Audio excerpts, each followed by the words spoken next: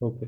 तर आज आपण बीटा ॲड्रेनर्जिक ब्लॉकर हा टॉपिक डिस्कस करणार आहोत. मागील 3-4 लेक्चरमध्ये आपण ॲड्रेनर्जिक ड्रग डिस्कस केलेले आहेत. आता आपण अँटी ॲड्रेनर्जिक ड्रगकडे वळणार आहोत. त्यामध्ये दोन ग्रुप आहेत, बीटा ब्लॉकर्स आणि अल्फा ब्लॉकर्स. तर आपण पाहिलं होतं की ऑटोनॉमिक नर्वस सिस्टीम जी आहे ती इनव्हॉलंटरी फंक्शन आपल्या बॉडीचं कंट्रोल करते आणि त्यामध्ये मुख्यतः पॅरासिम्पॅथेटिक आणि सिम्पॅथेटिक सिस्टीम येते. पॅरासिम्पॅथेटिक सिस्टीमशी रिलेटेड जे ड्रग्ज आहेत त्यामध्ये पॅरासिम्पॅथोमायमेटिक आणि पॅरासिम्पॅथोलायटिक आपले ऑलरेडी कव्हर झालेले आहेत. जे ड्रग सिम्पॅथेटिक सिस्टीमशी रिलेटेड आहेत त्यात ॲड्रेनर्जिक ड्रग आणि अँटी ॲड्रेनर्जिक ड्रग येतात. तर ॲड्रेनर्जिक ड्रग मध्ये आपण पाहिलं होतं की तो ते ड्रगची डेफिनेशन मध्ये आपण पाहिलं होतं की ॲड्रेनर्जिक ड्रग हे असे ड्रग आहेत की जे ॲड्रेनर्जिक नर्वस सिस्टीम किंवा सिम्पॅथेटिक नर्वस सिस्टीम सारखं कार्य करतात. त्याला सिम्पॅथोमायमेटिक ड्रग असंही म्हणतात. म्हणजे जे ड्रग सिम्पॅथेटिक सिस्टीम सारखं कार्य करतात अशा ड्रगला आपण सिम्पॅथोमायमेटिक ड्रग असं म्हणतो. त्याच ड्रगला आपण ॲड्रेनर्जिक ड्रग असंही नाव दिलेलं पाहिलेलं आहे. आणि डिटेलमध्ये आपण ते ड्रग डिस्कस केलेले आहेत. तर आजचं जे लेक्चर आहे ते बीटा ब्लॉकर आहे. आणि आपण पाहिलं होतं की जी सिम्पॅथेटिक सिस्टीम आहे किंवा ॲड्रेनर्जिक नर्वस सिस्टीम आहे हे तिचं कार्य काही केमिकल्स रिलीज करून करते. मग त्यामध्ये नॉरएड्रेनालिन आहे, ॲड्रेनालिन आहे आणि काही प्रमाणात डोपामाइन आहे. मुख्यतः पेरिफेरली नॉरएड्रेनालिन आणि ॲड्रेनालिन हे ॲड्रेनर्जिक नर्वस सिस्टीम किंवा सिम्पॅथेटिक नर्वस सिस्टीम मधून रिलीज होणारे न्यूरोट्रान्समीटर किंवा केमिकल आहे. आणि हे न्यूरोट्रान्समीटर त्यांचं कार्य सिम्पॅथेटिक रिसेप्टर ज्याला आपण ॲड्रेनर्जिक रिसेप्टर असंही म्हणतो त्या थ्रू करतात. त्यात बीटा रिसेप्टर येतात, अल्फा रिसेप्टर येतात. बीटा रिसेप्टरचे टाइप्स आपण डिस्कस केलेले आहेत, अल्फा रिसेप्टरचे टाइप्स आपण डिस्कस केलेले आहेत. तर ॲड्रेनर्जिक ड्रग कंप्लीट तुमचे 4 लेक्चर जे आहेत ते तुम्ही ऐकले असतील तर तुम्हाला आजचं लेक्चर सोपं जाईल. ते जर ऐकले नसतील तर तुम्हाला ते पहिले 4 लेक्चर पाहणं गरजेचं आहे, ज्याचे लिंक्स मी ऑलरेडी शेअर केलेले आहेत. त्यानंतर तुम्हाला आजचा टॉपिक कळणार आहे. तर त्यामुळं ज्यांचं आधीचे टॉपिक राहिले असतील त्यांच्यासाठी शॉर्टमध्ये मी ॲड्रेनर्जिक सिस्टीम कसं कार्य करते ते सांगणार आहे आणि मग आपण बीटा ब्लॉकरकडे वळणार आहोत. तर ॲड्रेनर्जिक सिस्टीम त्याचं कार्य नॉरएड्रेनालिन, ॲड्रेनालिन नावाचे केमिकल्स रिलीज करून करते आणि हे केमिकल्स ॲड्रेनर्जिक रिसेप्टरवर ऍक्ट होऊन रिस्पॉन्स येतो. मग ॲड्रेनर्जिक रिसेप्टरमध्ये बीटा रिसेप्टर आहेत, अल्फा रिसेप्टर आहेत. बीटा रिसेप्टरचे टाइप्स बीटा 1, बीटा 2, बीटा 3 आपण पाहिलेले आहेत आणि अल्फा रिसेप्टरचे अल्फा 1, अल्फा 2. तर ॲड्रेनालिन, नॉरएड्रेनालिन हे बीटा आणि अल्फा रिसेप्टरवर ऍक्ट होऊन त्यांचं कार्य करतात. आता बीटा रिसेप्टरचे टाइप जे आहेत बीटा 1, बीटा 2, बीटा 3, तुम्हाला हे आठवतंय का बीटा रिसेप्टर कोणत्या टाइपचे रिसेप्टर आहेत? जी प्रोटीन आहे, आयनोट्रॉपिक आहे, एन्झाईम लिंक आहे की न्यूक्लिअर रिसेप्टर आहेत? G protein. G protein, very good. आणि जी प्रोटीन मध्ये कोणत्या टाइपचे आहे? GS type. GS type, very good. तर ते पाहिलेले आहेत. आणि लोकेशन आठवत आहे का बीटा 1 कुठं असतात? बीटा 1 हार्टवर. ओके, हार्ट एक, व्हेरी गुड. अजून एक ठिकाणी बीटा 1 रिसेप्टर प्रेझेंट आहेत हार्ट सोडून? हार्ट सोडून अजून कुठं प्रेझेंट आहेत? एक JG cells very good, juxta glomerular सेल्सवर असतात. सेल. हा, ओके. आणि बीटा 2 रिसेप्टर 8 लोकेशन्स आपण बघितलेले आहेत. 5 स्मूथ मसलशी रिलेटेड आहेत. ओके, त्यामध्ये ब्रॉन्कियल स्मूथ मसल आहेत, ब्लड व्हेसलचे ब्लड मसल्स आहेत, GIT smooth muscle, urinary bladder आहे, युटेरस आहे. हे आय 5 स्मूथ मसल्स. नंतर लिव्हर, त्यानंतर आय आणि skeletal muscle spindle fibre. Spindle fibre. आणि बीटा 3 रिसेप्टर हे ॲडिपोस टिश्यूवर असतं, हे आपण बघितलेलं आहे. आपल्याला थोडक्यात ॲड्रिनर्जिक सिस्टीम बीटा 1, बीटा 2, बीटा 3 रिसेप्टरवर कार्य करून काय करते हे आपण बघितलेलं आहे.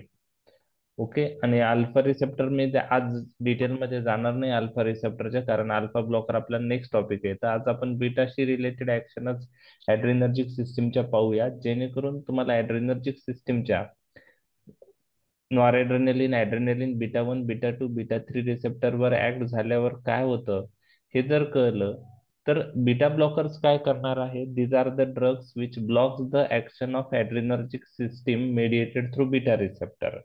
म्हणजे ऍड्रेनर्जिक सिस्टीम त्याचं कार्य जे बीटा रिसेप्टर थ्रू करतात, त्यांचे जे ऍक्शन्स आहे ऍड्रेनर्जिक सिस्टमच्या बीटा रिसेप्टर थ्रू, त्या ऍक्शन्स ब्लॉक करण्याचे काम बीटा ब्लॉकर्स करतात, म्हणून नाव आहे बीटा ब्लॉकर्स.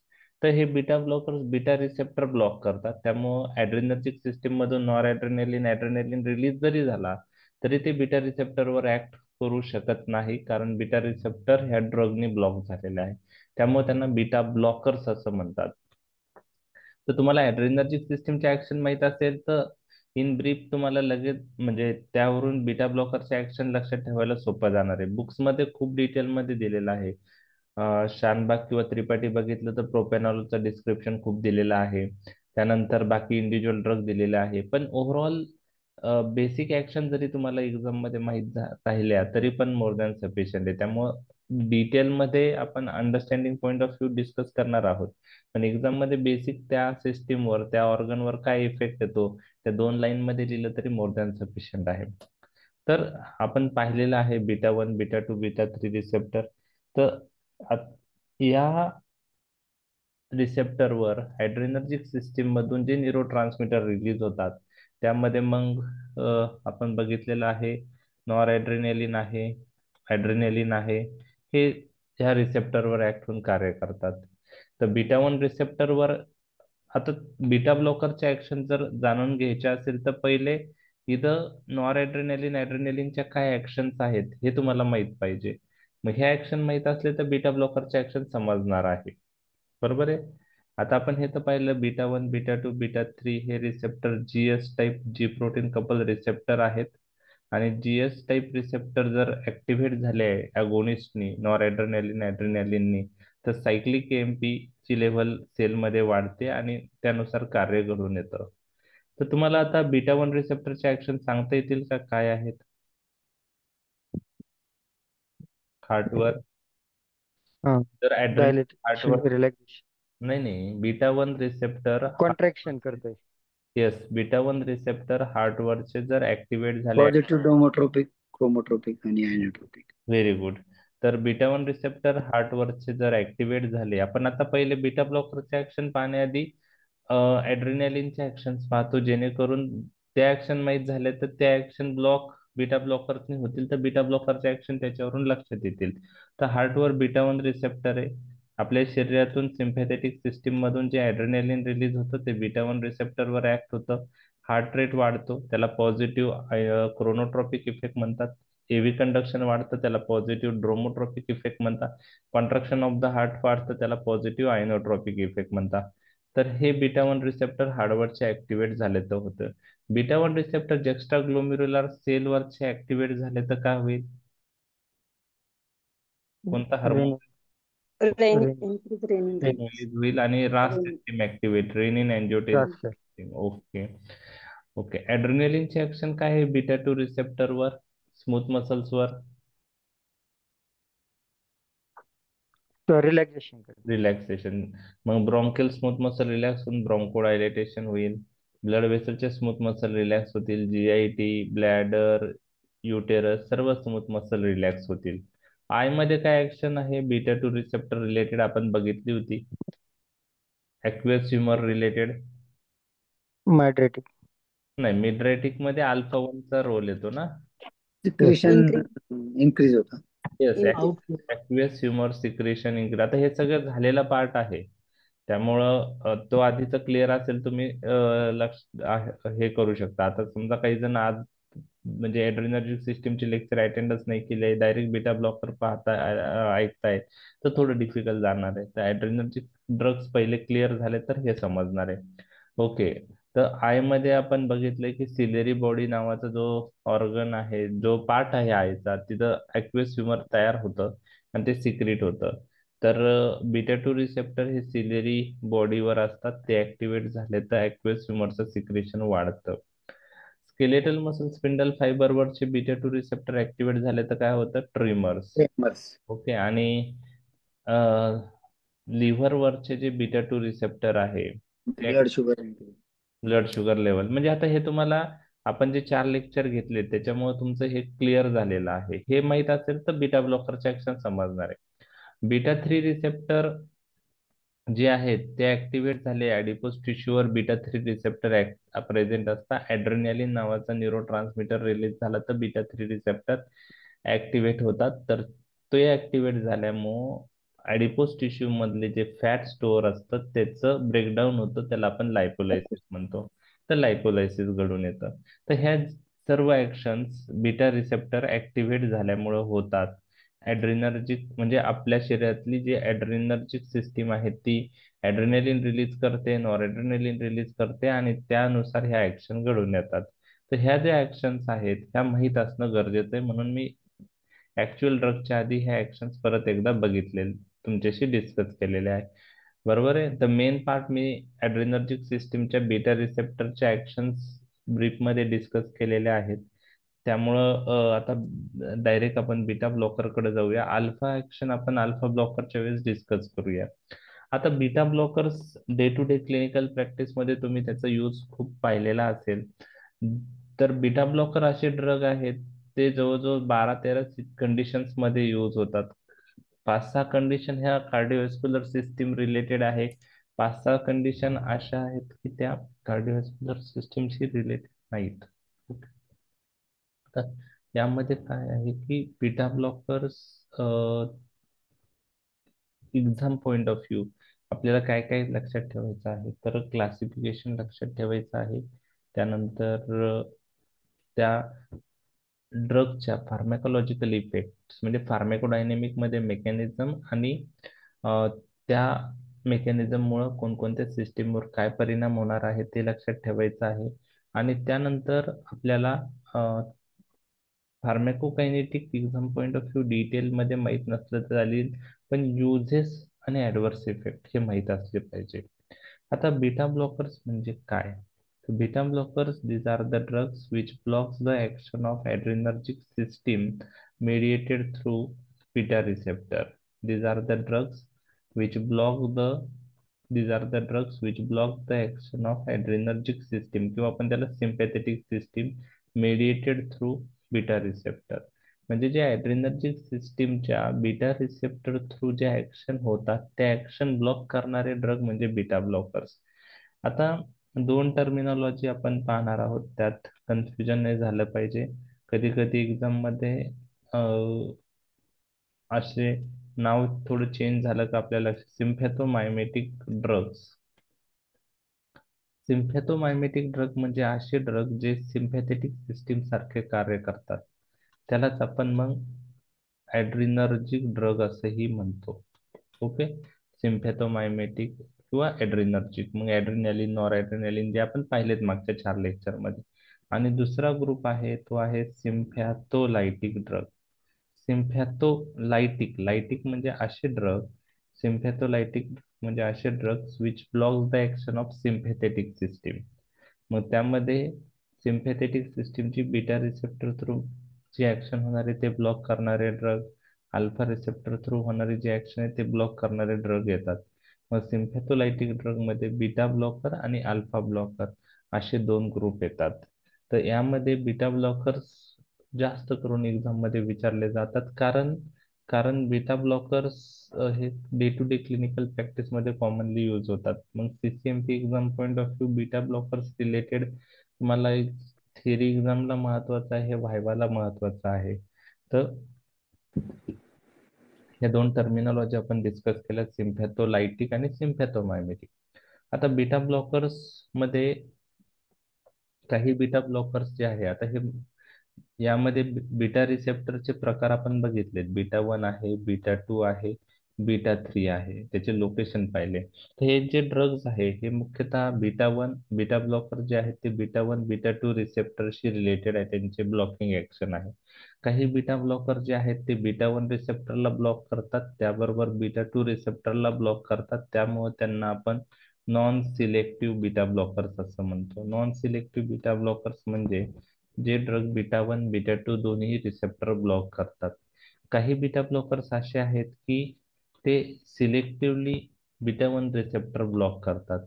त्यांना कार्ड त्यांना आपण बीटा 1 सिलेक्टिव्ह ब्लॉकर असं म्हणतो, किंवा दुसऱ्या भाषेमध्ये त्याला कार्डिओ सिलेक्टिव्ह बीटा ब्लॉकर म्हणतात. कारण बीटा 1 रिसेप्टर हार्टवरच असतो, त्यामुळे त्याला कार्डिओ सिलेक्टिव्ह बीटा ब्लॉकर किंवा सिलेक्टिव्ह बीटा 1 ब्लॉकर असंही म्हणतात. तर काही बीटा ब्लॉकर्स असे आहेत की ते बीटा 1 बीटा 2 दोन्ही रिसेप्टर ब्लॉक करून कार्य करतात.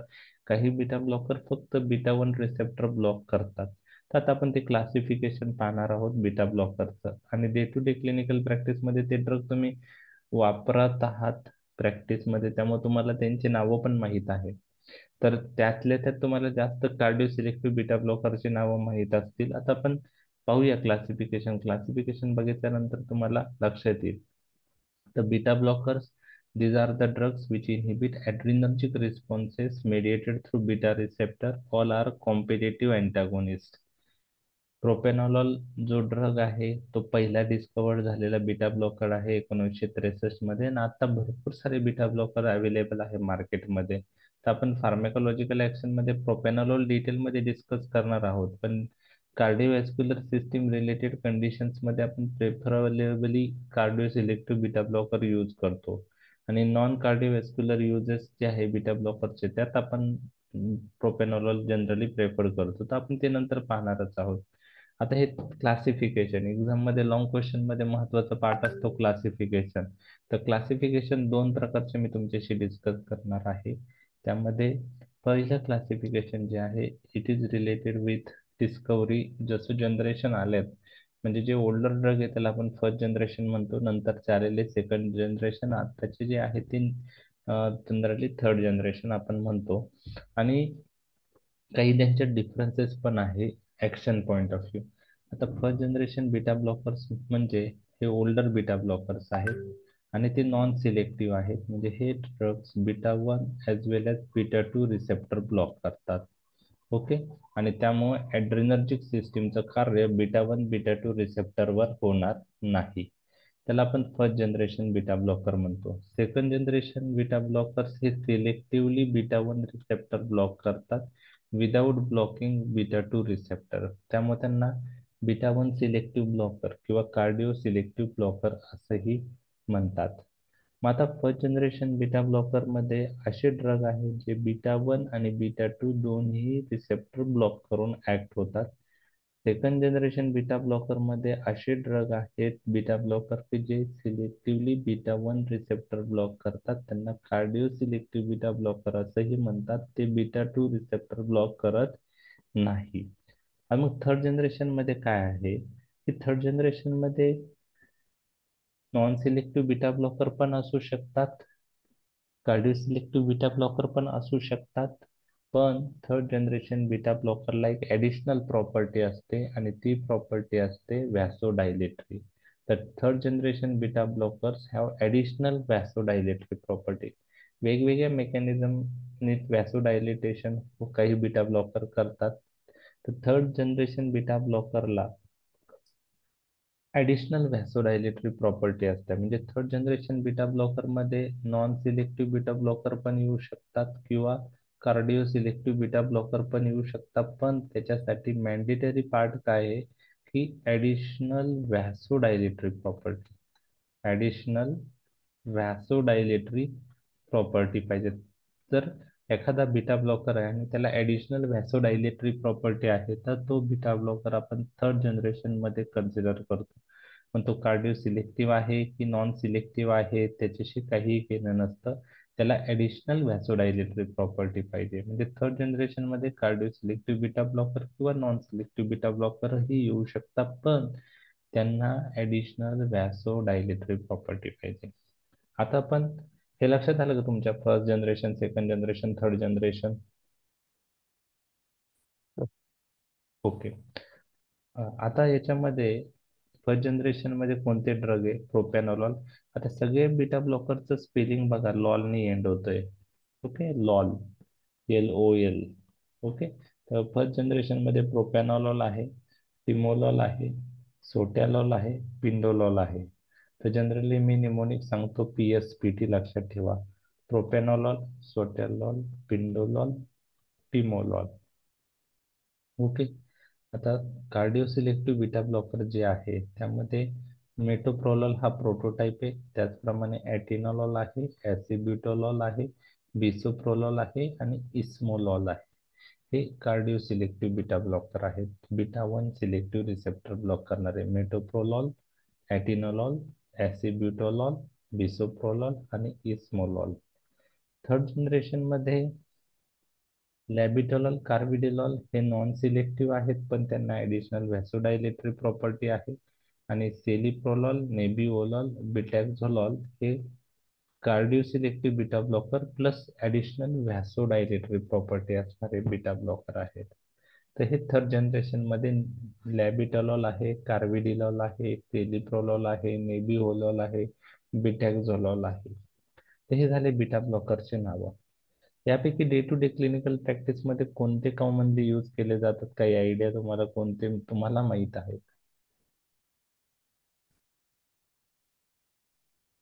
प्रोपॅनॉलॉल, ॲटेनॉलॉल. ओके, ॲटिनॉलॉल माहिती आहे. अजून तुम्हाला? मेटोप्रोलॉल, प्रोपॅनॉलॉल आणि लॅबेटॉल. लॅबिटोलॉल माहिती आहे. ओके.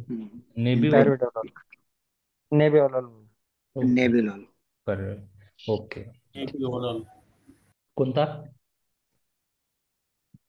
मेटोप्रोलॉल. मेटोप्रोलॉल एक. हा. ओके, ठीक आहे. ठीक आहे, म्हणजे तुम्हाला खूप सारे तुम्हाला क्लासिफिकेशन लक्षात ठेवायला थोडं सोपं जातं, कारण तुम्हाला ड्रगची नावं माहीत असतात. त्यामुळे क्लासिफिकेशन मध्ये फक्त कुठं टाकायचं तेवढं लक्षात ठेवायचं. त्यामुळे क्लासिफिकेशन तुम्हाला पाठ करायला अवघड नाही. MBBSच्या मुलांना थोडं अवघड जातं, कारण सगळे ड्रग पहिल्यांदा ऐकत असतात ते. तुम्हाला सगळ्या ड्रगचं नॉलेज आहे, फक्त आपण फार्मॅकॉलॉजीच्या माध्यमातून ते एक वेगळ्या सायंटिफिक वेने डिस्कस करत आहोत. ओके. आता यामध्ये अ, अ, ठीक आहे, तुम्हाला बीटा ब्लॉकरची नावं सगळ्यांना माहीत आहेत भरपूर साऱ्या. ओके. प्रोपॅनॉलॉल तुम्ही सांगितलं, कुठं त्याचा यूज बघितलाय तुम्ही? बघितलंय प्रोपॅनॉलॉलचा यूज किंवा बीटा ब्लॉकरचा यूज कुठं कुठं बघितलाय तुम्ही, कोणकोणत्या कंडिशन्स मध्ये?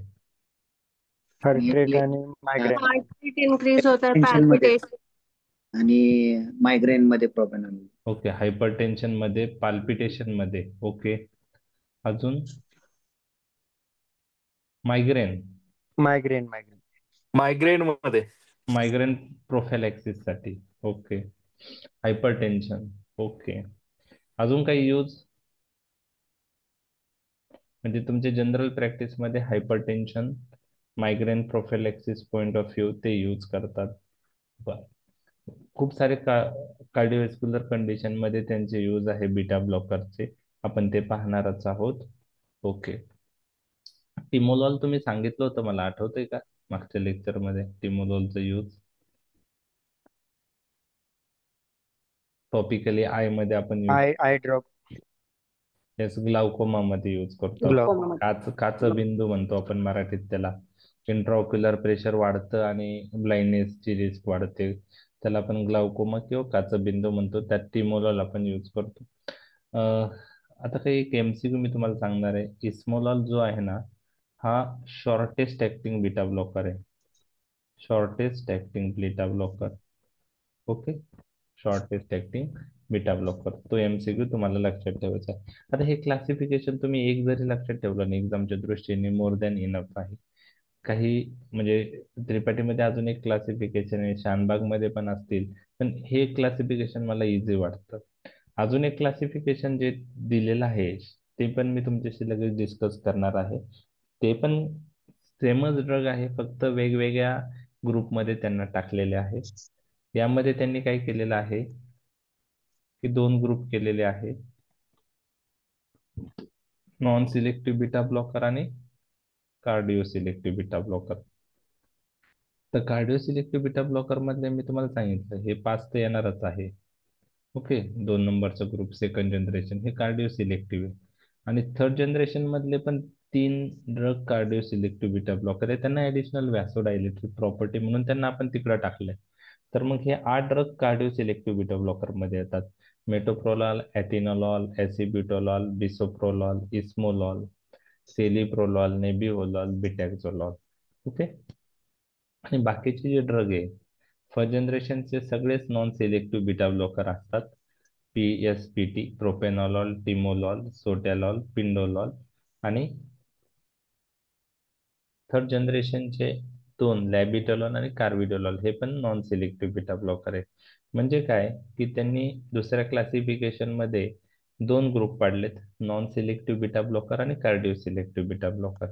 आता कार्डिओ सिलेक्टिव्ह बीटा ब्लॉकरचे जे 8 नावं आहेत ते त्यामध्ये काही सब डिव्हिजन नाही. ते नावं कार्डिओ सिलेक्टिव्ह बीटा ब्लॉकर हे 8 नावं तुम्हाला लिहायची. जे नॉन सिलेक्टिव्ह बीटा ब्लॉकर आहे पिंडोलॉल, टिमोलॉल, सोटॅलॉल, प्रोपेनॉलॉल हे फर्स्ट जनरेशनचे. आणि थर्ड जनरेशन मध्ये लॅबिटोलॉल आणि कार्बिडोलॉल हे जे ड्रग आहे नॉन सिलेक्टिव्ह बीटा ब्लॉकर ते 3 ग्रुपमध्ये डिवाइड केलेले आहेत. कोणते आहेत 3 ग्रुप ते मी तुम्हाला सांगतोय. MCQच्या दृष्टीने थोडं महत्वाचं आहे, बाकी काहीच नाही. ठीक आहे. हे पण कार्डिओ सिलेक्टिव्ह बीटा ब्लॉकर मध्ये हे सगळे नावं तुम्हाला आता 8 मी सांगितलेले आलेले आहेत. ओके.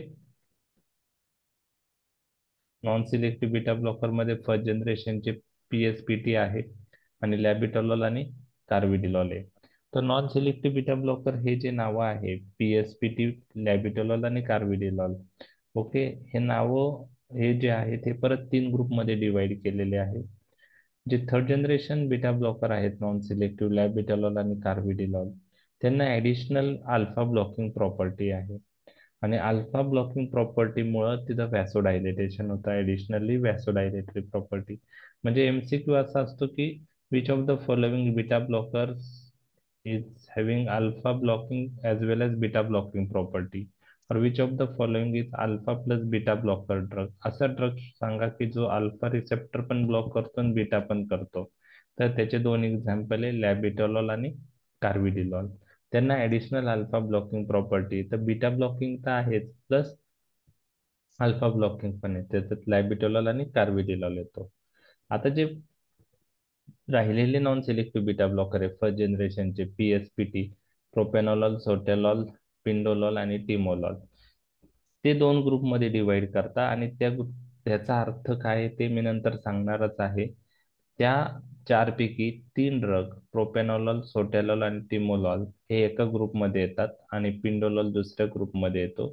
तर कोणत्या 2 ग्रुपमध्ये ते डिवाइड झालेत की एक आहे non selective beta blocker with intrinsic sympathomimetic activity, त्यामध्ये पिंडोलॉल नावाचा ड्रग आहे. आता इंट्रेन्सिक सिम्पॅथोमायमेटिक ऍक्टिव्हिटी काय आहे हे मी बीटा ब्लॉकर डिस्कस करताना त्यावेळेस डिस्कस करणार आहे. आता एवढंच लक्षात ठेवा की non selective beta blocker with intrinsic sympathomimetic activity त्याला ISA म्हणतात, इंट्रेन्सिक सिम्पॅथोमायमेटिक ऍक्टिव्हिटी. तर त्याचं एक्झाम्पल काय आहे MCQ point of view pindolol. Pindolol is the non-selective beta blocker having intrinsic sympathomimetic activity also. आणि non selective beta blocker without intrinsic sympathomimetic activity मध्ये pindolol सोडून बाकीचे जे फर्स्ट जनरेशनचे आहे प्रोपेनॉलॉल, सोटॅलॉल, टिमोलॉल हे ड्रग येतात. तर नॉन सिलेक्टिव्ह बीटा ब्लॉकर हे 3 ग्रुपमध्ये डिवाइड होतात. Alpha plus beta blocking property असणारे लॅबिटोलॉल, कार्बिडिलॉल. So beta blocker with additional alpha blocking property, beta blocker with ISA property, intrinsic sympathomimetic property, pindolol. आणि beta blocker non selective beta blocker without intrinsic sympathomimetic activity, त्यामध्ये propranolol, सोटॅलॉल आणि timolol येतात. तर हे दुसरं classification आहे. आणि अजून एक ड्रग याच्यात तुम्हाला लक्षात ठेवायचा आहे की तो जसं कार्डिओ सिलेक्टिव्ह बीटा ब्लॉकरचे बीटा 1 रिसेप्टर ब्लॉक करतात सिलेक्टिव्हली, आता अजून एक ड्रग असा मार्केटमध्ये आला की तो फक्त बीटा 2 रिसेप्टर ब्लॉक करतो, त्याला सिलेक्टिव्ह बीटा 2 रिसेप्टर ब्लॉकर म्हणतात आणि त्याचं नाव आहे ब्युटोक्झॅमाइन. तर तुम्हाला त्याविषयी माहीत नसेल कारण कॉमनली यूज होत नाही. तर सिलेक्टिव्ह बीटा टू ब्लॉकर हा बिटोक्सामाइन आहे. MCQ पॉईंट ऑफ व्ह्यू तुम्हाला लक्षात ठेवायचं आहे. तर क्लासिफिकेशन मी डिटेलमध्ये डिस्कस केलेलं आहे. MCQ पॉईंट ऑफ व्ह्यू तुम्हाला माहीत व्हावं म्हणून डिस्कस केलेलं आहे. प्रॅक्टिस पॉईंट ऑफ व्ह्यू नावं माहीत असली तरी मोर दॅन इनफ आहे. ठीक आहे. तर क्लासिफिकेशन लक्षात आलं तुमच्या? ओके. येस आता सर. तुम्हाला Yes, विचारलं how beta blockers act mechanic. आता आपण फार्मेकोडायनेमिक कडे वळणार आहोत. How beta blockers are effective. These are the drugs which act by blocking beta receptor. ते लिहायचं तुम्हाला.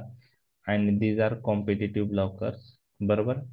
आणि they inhibit the action of adrenergic neurotransmitter on beta receptor by blocking beta receptor. Okay. पण त्याच्यामुळे काय फार्मेकोलॉजिकल इफेक्ट होतो ते तुम्हाला लक्षात ठेवायचं आहे. आता तुम्हाला जर ॲड्रेनर्जिक सिस्टीमचे ऍक्शन माहीत असतील तर बीटा ब्लॉकरचे ऍक्शन तुम्ही म्हणजे आता आपण डिस्कस करायच्या आधी ब्रीफली काय काय होऊ शकतं ते मी तुमच्याशी डिस्कस करतो किंवा तुम्ही मला सांगू शकता. समजा बीटा वन रिसेप्टर ब्लॉक झाले तर ॲड्रेनलिन जो सिम्पॅथेटिक सिस्टीम मधून रिलीज होतोय तो त्या बीटा वन रिसेप्टरवर ऍक्ट होणार नाही. तर ॲड्रेनलिनची ऍक्शन होती increase heart rate, increase AV conduction, increase contraction of the heart. मग beta one receptor blocker use केल्यामुळं काय ऍक्शन होतील हार्टवर? Stimulatory, relaxation. इनहिबिटरी, इनहिबिटरी होईल, रिलॅक्स इनहिबिटरी ऍक्शन होईल. मग बीटा ब्लॉकर्स यूज केल्या Brady ब्रॅडिकार्डिया होईल. एव्ही कंडक्शन काय होईल? Levy, डिले होईल, स्लो होईल. ऍट्रियामधून व्हेंट्रिकलकडे इम्पल्स स्लो जातील आणि कॉन्ट्रॅक्शन ऑफ द हार्ट पण काय होईल?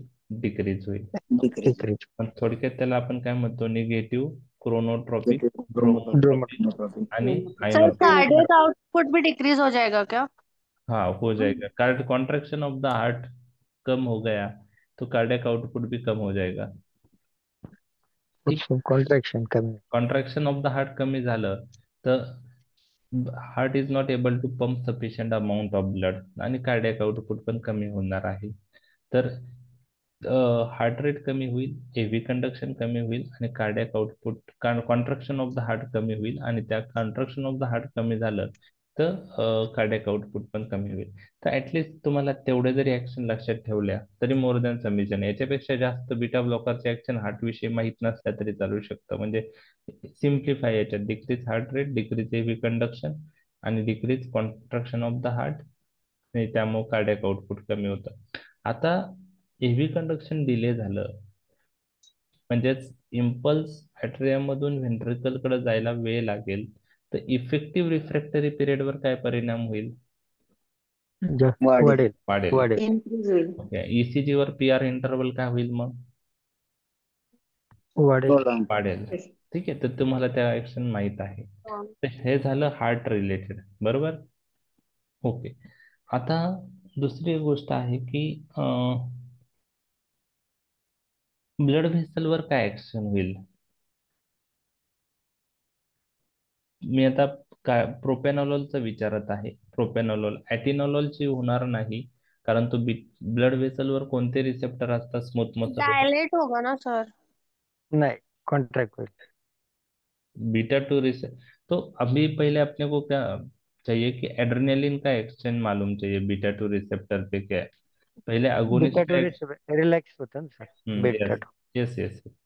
The adrenaline acts on beta 2 receptor present on the smooth muscles of the blood vessel. तो जिधर भी स्मूथ मसल रिलैक्स होते हैं अभी adrenaline acts on beta two receptor. Adrenaline alpha receptor भी एक्ट होता है, alpha one alpha to. Okay. तर याच्यावर पण ऍक्ट होतं आणि अल्फा वन अल्फा टू वर पण ऍक्ट होतं. तर आपण पाहिलेलं आहे की हे दोन्ही म्हणजे बीटा रिसेप्टर अल्फा रिसेप्टर दोन्ही ब्लड वेसलवर असतात. आणि ॲड्रेनलिन जेव्हा ऍक्ट होतो बीटा टू रिसेप्टर तर beta to GS type receptor आहेत. ते जर ऍक्टिव्हेट झाले तर सायक्लिक एएमपी वाढेल. ओके. आणि सायक्लिक प्रोटीन कायनेज. हा सायक्लिक एएमपी वाढला तर स्मूथ मसल रिलॅक्स होत आहे. आपलं डिस्कशन खूप वेळा झालेलं आहे. आणि स्मूथ मसल झालं तर व्हॅसोडायलेटेशन. तर beta two receptor mediated action जी आहे ॲड्रेनलिनची ती व्हॅसोडायलेटेशन आहे. ओके. व्हॅसोडायलेटेशन. आणि alpha one alpha two receptor through जी ऍक्शन आहे, अल्फा वन हा GQ टाईप आहे, अल्फा टू हा GI टाईप आहे. GQ टाईप ऍक्टिव्हेट झाला अल्फा वन तर IP3 डायस्ट्रोफिलॉट लेवल वाढून कॅल्शियमचे लेवल वाढून स्मूथ मसल कॉन्ट्रॅक्ट होतील. कॉन्ट्रॅक्ट होते. अल्फा टू ची ऍक्शन जर ऍड्रेनालिन अल्फा टू वर ऍक्ट झाला तर अल्फा टू हा GI टाईप आहे, तो सायक्लिक EMP कमी करतो. आता हे जनरल फार्मॅक्सचं सगळं डिस्कशन आहे. आणि सायक्लिक EMP कमी झालं तर स्मूथ मसल कॉन्ट्रॅक्ट होणार. थोडक्यात काय, आता अल्फा रिसेप्टर थ्रू ऍड्रेनालिन व्हॅसो कॉन्स्ट्रिक्शन करतो. बरोबर आहे. आता आपण पाहिलेले ज्या ब्लड वेसल्स मेजर ऑर्गनला सप्लाय करतात, जसं लिव्हर आहे, स्केलेटल मसलचा जर विचार केला किंवा हार्टचा जर विचार केला तर इथं बीटा टू ऍक्शन प्रॉमिनंट आहे. आणि पेरिफेरल ब्लड वेसल जे आहे स्किन आणि म्युकस मेम्ब्रेनला सप्लाय करतात, तिथं कोणती ऍक्शन प्रॉमिनंट आहे? ऍड्रेनालिनची, बीटा का अल्फा? पेरिफेरल ब्लड वेसल वर जे स्किन आणि बेटा अल्फा. Yes, alpha. लक्षात घ्या, ब्लड वेसल वर दोन्ही रिसेप्टर असतात, बीटा आणि अल्फा. तुम्हाला लक्षात असं ठेवायचं की ऍड्रेनालिन ज्या मुख्य अवयव आहेत त्यावर ऍड्रेनालिन बीटा टू ऍक्शन जास्त दाखवतो. म्हणजे करोनरी आर्टरी असतील किंवा स्केलेटल मसलचा ब्लड सप्लाय असेल, लिव्हरचा ब्लड सप्लाय असेल, त्याच्यावर त्या ब्लड वेसलवर बीटा टू ऍक्शन प्रॉमिनंट येतं, व्हॅसोडायलेटेशन. पण जे ब्लड वेसल पेरिफेरीला आहेत, स्किन आणि म्युकस मेम्ब्रेनला सप्लाय करणाऱ्या, तिथं कोणती ऍक्शन जास्त असते? अल्फा. आणि त्यामुळे व्हॅसो कॉन्स्ट्रिक्शन होतं. त्यामुळे तर आपण ऍड्रेनालिन लिग्नोकेन बरोबर देतो. बरोबर आहे. ऑपोजिट हो. एक्शन है ना दोनों का, बीटा पे अलग और अल्फा पे ऑपोजिट। ऑपोजिट एक्शन है एड्रेनालिन का, बीटा और अल्फा पे ऑपोजिट एक्शन है। तो ऑपोजिट एक्शन जो है वो रिसेप्टर रिलेटेड है, तो बीटा टू रिसेप्टर पे एड्रेनालिन एक्ट होगा तो वैसोडाइलेटेशन करेगा, अल्फा रिसेप्टर पे एक्ट होगा तो वैसोकॉन्स्ट्रिक्शन। और ब्लड वेसल जो है उस पे कौन से रिसेप्टर प्रीडोमिनेंट है, तो पेरिफेरल ब्लड वेसल जो रहेंगे स्किन और म्यूकस मेम्ब्रेन को सप्लाई करनेंगे तो उधर अल्फा रिसेप्टर प्रोमिनेंट है। तो पेरिफेरल ब्लड वेसल जो स्किन और म्यूकस मेम्ब्रेन सप्लाई करते तो एड्रेनालिन उधर वैसोकॉन्स्ट्रिक्शन करेगा। लेकिन कोरोनरी ब्लड वेसल है, लीवर को ब्लड सप्लाई कर, ब्लड वेसल है लीवर को सप्लाई करने वाला, स्केलेटल मसल को सप्लाई करने वाला ब्लड वेसल है, उस पे बीटा टू एक्शन ज्यादा प्रोमिनेंट है, तो वैसोडाइलेटेशन होगा। अभी मेरा क्वेश्चन ऐसा था कि प्रोपेनोलॉल जो ड्रग है, तो प्रोपेनोलॉल जो ड्रग है it is a non selective beta blocker, beta one receptor भी ब्लॉक कर रहा है और बीटा टू रिसेप्टर भी टू ब्लॉक कर रहा है। तो बीटा टू रिसेप्टर ब्लॉक किया तो एड्रेनालिन इंड्यूस वैसोडाइलेटेशन होगा क्या? नहीं होगा। नहीं होगा। तो वैसोडाइलेटेशन नहीं होगा, उधर फिर वैसोकॉन्स्ट्रिक्शन हो जाएगा। तो बीटा ब्लॉकर ब्लड वेसल पे वैसोकॉन्स्ट्रिक्शन करते हैं इफेक्ट, तो वो याद रखना है।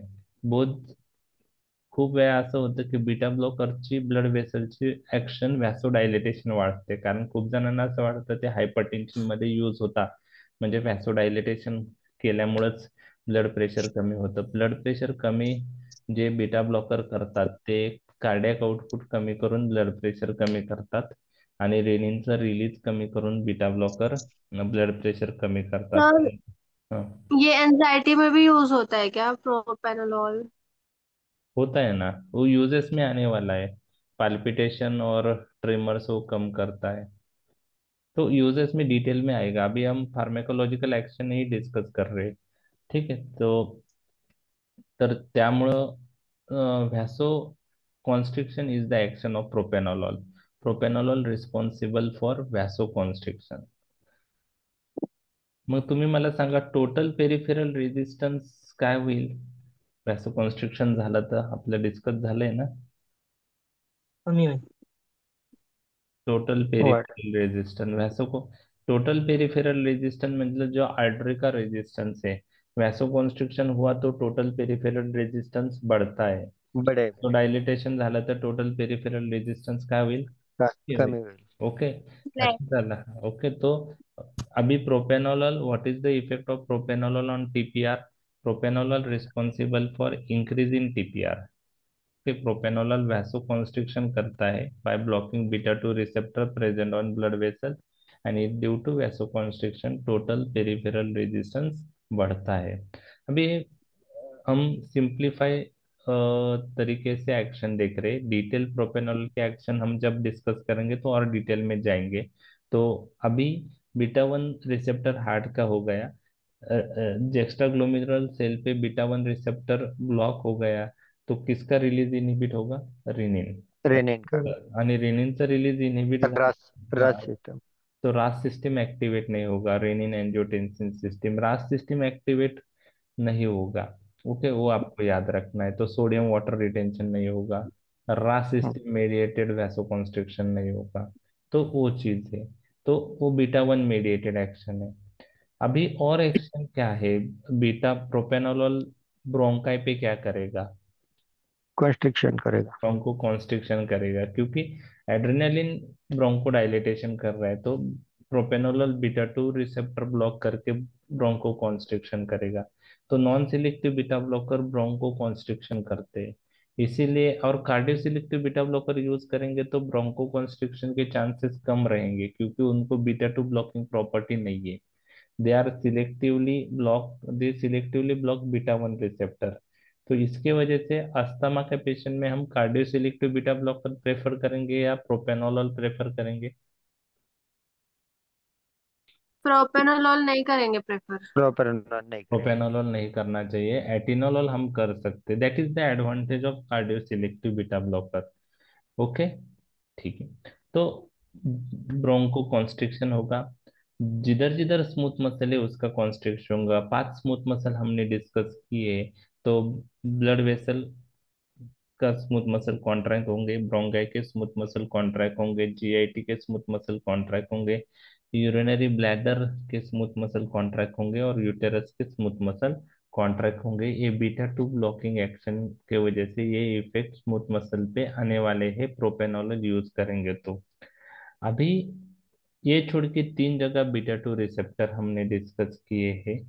एक आई में जो है सिलेरी बॉडी करके जो ऑर्गन है, वो एक्वस ह्यूमर का सिक्रेशन बढ़ाता है, उस पे जो बीटा टू रिसेप्टर है वो एक्टिवेट हुए तो एक्वस ह्यूमर का सिक्रेशन बढ़ता है। तो बीटा ब्लॉकर से एक्वस ह्यूमर का सिक्रेशन कम हो जाएगा, और इसीलिए बीटा ब्लॉकर जो टॉपिकली बीटा ब्लॉकर है, टिमोलॉल करके है, वो हम ग्लाउकोमा में यूज करते हैं। वो इन एक्वस ह्यूमर का सिक्रेशन कम करता है और इंट्राओक्युलर प्रेशर कम करता है, तो बाद में आने वाला है वो। ठीक। स्केलेटल मसल स्पिंडल फाइबर पे जो बीटा टू रिसेप्टर है वो एक्टिवेट हुए तो क्या होता है? Tremor trimmer. एड्रेनालिन से ट्रिमर होता है। साल्बिटामोल नाम का ड्रग यूज किया अस्थमा में, तो साल्बिटामोल बीटा टू अगोनिस्ट है, तो ब्रोंकोडाइलेटेशन करता है, लेकिन साथ में स्केलेटल मसल स्पिंडल फाइबर के बीटा टू रिसेप्टर एक्टिवेट हुआ तो उसके वजह से ट्रिमर्स आता है। तो ट्रेमर आते प्रोपेनोलॉल यूज करेंगे तो ट्रिमर्स क्या हो जाएंगे? कम हो जाएगी। कम हो जाएंगे। तो जो एंजाइटी में ट्रिमर्स पाल्पिटेशन जो आते हैं, वो सिम्टोमेटिक इम्प्रूवमेंट के लिए एंजाइटी में हम प्रोपेनोलॉल यूज करते हैं, तो हार्ट पे एक्ट होके पाल्पिटेशन कम करेगा, और स्केलेटल मसल स्पिंडल फाइबर पे एक्ट करके बीटा टू रिसेप्टर ब्लॉक करके ट्रिमर्स भी कम करेगा। तो symptomatic improvement point of view anxiety में हम यूज करते हैं propranolol, that is a peripheral action not a central action of beta blocker. तो पेरिफेरल एक्शन के वजह से सिम्टोमेटिक इम्प्रूवमेंट के लिए हम प्रोपेनोलॉल एंजाइटी में यूज करते हैं। स्ट्रेस रहेगा, एग्जाम रिलेटेड कभी कभी एंजाइटी आती है, तो कभी कभी हम प्रोपेनोलॉल देते हैं। Okay, what will be the action on liver? लिव्हरवर प्रोपेनोलॉलचे ऍक्शन काय असेल? ब्लड शुगर इंक्रीज होती होगी शायद। लोअर द लो लो कर कमी लो कर लो कर लो करणे. Okay, sugar low. शुगर वाढणार नाही की काय होईल अभी? ग्लायकोजन हे नाही ग्लायकोजेनेसिस नाही होणार आणि okay, increase in blood sugar नहीं। ग्लुकोनिओजेनेसिस नाही होणार. okay, so please remember, to understand the action of propranolol and liver, you should know first what is the action of adrenaline on liver. Okay, आपण adrenergic drug मध्ये ही action बघितलेली आहे. Adrenaline acts on beta two receptor present on liver, आणि adrenaline responsible for increase glucose level. Okay, जो diabetic patient है, okay, वो diabetic patient जो है, सपोज एक डायबिटिक पेशेंट इंसुलिन पे है, so insulin we use in diabetic patient to decrease blood sugar level. Okay, type 1 diabetes का patient है, हमने इंसुलिन स्टार्ट किया तो ब्लड शुगर लेवल डिक्रीज करेगा। And one of the adverse effect of insulin is hypoglycemia. Hypoglycemia. So in when patient land up in hypoglycemia, तो हमारा body क्या करता है कि वो हाइपोग्लाइसेमिया से बाहर आने की कोशिश करता है। तो वो बॉडी का मैकेनिज्म पहले स्टार्ट होता है। तो बॉडी क्या करता है कि एड्रेनलिन रिलीज करता है सिंपैथेटिक सिस्टम से। एड्रेनलिन जाके बीटा 2 रिसेप्टर पे एक्ट होता है और लिवर में ग्लूकोज का लेवल बढ़ाता है, और ग्लूकोज फिर लिवर से ब्लड वेसल में आता है, ब्लड सर्कुलेशन में। इसके वजह से शुगर बढ़ने को मतलब रिकवरी फ्रॉम हाइपोग्लाइसेमिया जो है वो एड्रेनलिन की वजह से होते हैं। तो पेशेंट जब हाइपोग्लाइसेमिया में जाता है तो वो हाइपोग्लाइसेमिया में गया हुआ पेशेंट फिर से उसका शुगर बढ़ने के लिए एड्रेनलिन इम्पोर्टेंट है। ओके, तो एड्रेनलिन बीटा 2 रिसेप्टर पे एक्ट होकर लीवर में ग्लूकोनियोजेनेसिस करता है। Gluconeogenesis means formation of glucose from non carbohydrate substance. Glycogenolysis बढ़ाता है, मतलब ग्लाइकोजन का ब्रेकडाउन ग्लूकोज में होगा। एंड ग्लाइकोजन सिंथेसिस इनहिबिट करता है, तो ग्लूकोज का ग्लाइकोजन में कन्वर्ट नहीं होगा लीवर में, तो जो भी ग्लूकोज लेवल बड़ी है लीवर में वो फिर सर्कुलेशन में रिलीज होगी, और उसके वजह से ब्लड शुगर लेवल इंप्रूव होता है, बढ़ता है। Okay, blood sugar level. तो adrenaline is released when patient land up in hypoglycemia, and the role of adrenaline is to recover the patient from hypoglycemia. Okay, अभी डायबिटिक पेशेंट है, वो insulin पे है, और प्रोपेनोलॉल हमने दिया पेशेंट को। ओके, और इंसुलिन लेने के बाद that patient miss the meal, उसने खाना नहीं खाया, तो पेशेंट किस में जाएगा फिर? हाइपोग्लाइसीमिया। हाइपोग्लाइसेमिया में जाएगा। और अभी हाइपोग्लाइसेमिया में जाने के बाद body in response to hypoglycemia adrenaline release करेगा, लेकिन एड्रेनलिन रिलीज होने के बाद भी लीवर पे एक्ट नहीं हो सकता, क्योंकि पेशेंट को हमने किस पे डाला है? प्रोपेनोलॉल के ऊपर। ड्यू टू सम ट्रीटमेंट, कुछ कंडीशन के लिए प्रोपेनोलॉल स्टार्ट किया है, तो प्रोपेनोलॉल पे पेशेंट रहेगा तो एड्रेनलिन रिलीज होने के बाद बीटा 2 रिसेप्टर पे एक्ट नहीं होगा, क्योंकि propranolol is non selective beta blocker. बराबर है? तो अभी रिकवरी फ्रॉम हाइपोग्लाइसेमिया जो है वो नॉर्मली हो पाएगा क्या? नहीं, नहीं हो पाएगा। रिकवरी फ्रॉम हाइपोग्लाइसेमिया नहीं होगी, डिले हो जाएगी रिकवरी। मतलब पेशेंट हाइपोग्लाइसेमिया जाने के बाद एड्रेनलिन रिलीज भी हुआ, तभी भी वो लिवर पे एक्ट नहीं हो सकता, तो शुगर बढ़ेगा नहीं। तो recovery from hypoglycemia is delayed due to addition of propranolol in diabetic patient who is on insulin. तो प्रोपेनोलॉल क्या करता है? रिकवरी फ्रॉम हाइपोग्लाइसेमिया डिले करता है। कैसे करता है? बीटा 2 रिसेप्टर ब्लॉक ब्लॉक की। करेगा तो एड्रेनलिन में तो फिर उसको ट्रेमर्स नहीं आएंगे ना, सिर्फ स्वेटिंग होगी शायद से। उसको पाल्पिटेशन नहीं होगा, उसको ट्रिमर, वो सिम्टम्स भी नहीं आएंगे। हाइपोग्लाइसेमिया के सिम्टम्स भी प्रोपेनोलॉल बिकॉज सिर्फ स्वेटिंग का मतलब स्वेटिंग का जो बीटा ब्लॉकर है वो बीटा 3 या कुछ है शायद, नहीं तो नहीं नहीं, वो स्वेटिंग ब्लॉक नहीं होगा ना। स्वेटिंग स्वेटिंग का क्या है कि स्वेटिंग का जो है उसको उधर स्वेटिंग जो है वो एसिटिल कोलिन, मतलब सिंपैथेटिक सप्लाई रहता है, लेकिन उधर एसिटिल कोलिन रिलीज होता है, तो स्वेटिंग इफेक्ट नहीं होता प्रोपेनोलॉल से। लेकिन प्रोपेनोलॉल देने से पाल्पिटेशन और ट्रिमर्स ब्लॉक होता, मतलब ट्रेमर्स। एड्रेनलिन जो देते हैं हम, एड्रेनलिन जो रिलीज होता है तो पेशेंट को रिकवरी करेगा, हाइपोग्लाइसेमिया से बाहर लाएगा, और पेशेंट को एक सिम्टम्स भी देगा कि अभी हाइपोग्लाइसेमिया हो रहा है, तो पेशेंट को कुछ एक वार्निंग सिग्नल्स आते हैं। जैसे हम म्हणते की आपण म्हणतो की जेव्हा शुगर कमी होते तेव्हा पाल्पिटेशन होतं, ट्रेमर्स येतं, स्वेटिंग येतात, बरोबर आहे? तर हे सिम्टम्स आहे हायपोग्लायसेमियाचे, ते ॲड्रेनर्जिक सिम्टम्स आहेत. तर प्रोपेनॉलॉल दिल्याने पाल्पिटेशन आणि ट्रिमर्स ब्लॉक होतात, म्हणजे पेशंटला सिमटम्स पण येत नाही आणि पेशंटला परत रिकव्हरी फ्रॉम हायपोग्लायसेमिया डिले होते. तर त्यामुळं ज्यावेळेस पेशंट डायबिटिक आहे आणि इन्सुलिनवर आहे, त्यावेळेस जर प्रोपेनॉलॉल दिलं तर प्रोपेनॉलॉल रिकव्हरी फ्रॉम हायपोग्लायसेमिया काय करणार आहे, डिले करणार डिले. आहे. मग याच्यामध्ये जर आपल्याला डायबेटिक पेशंटमध्ये हा जो ड्रॉबॅक आहे प्रोपेनॉलॉलचा तो होऊ नये म्हणून आपल्याला जर बीटा ब्लॉकर तर स्टार्ट करायचा आहे, तर प्रोपेनॉलॉलच्या ऐवजी बेस्ट कोणता राहील मग, कार्डिओ सिलेक्टिव्ह. Cardio selective. तर Radioselective. Cardio selective beta blockers are safe. Atenolol Atenolol. Cardioselective beta blockers are safer to use in diabetes patient as compared to propranolol. बरोबर आहे. Cardioselective beta blocker do not affect the recovery from hypoglycemia. So that is the advantage of cardioselective. म्हणजे दोन ठिकाणी आपण पाहिलेत. अस्थमाच्या patient मध्ये instead of propranolol better to use cardioselective beta blocker आणि डायबेटिक पेशंट मध्ये instead of propranolol better to use cardio selective beta blocker. कधी कधी 2 मार्कला क्वेश्चन येतो युनिव्हर्सिटीमध्ये, what are the advantages of cardio selective beta blocker over non selective beta blocker.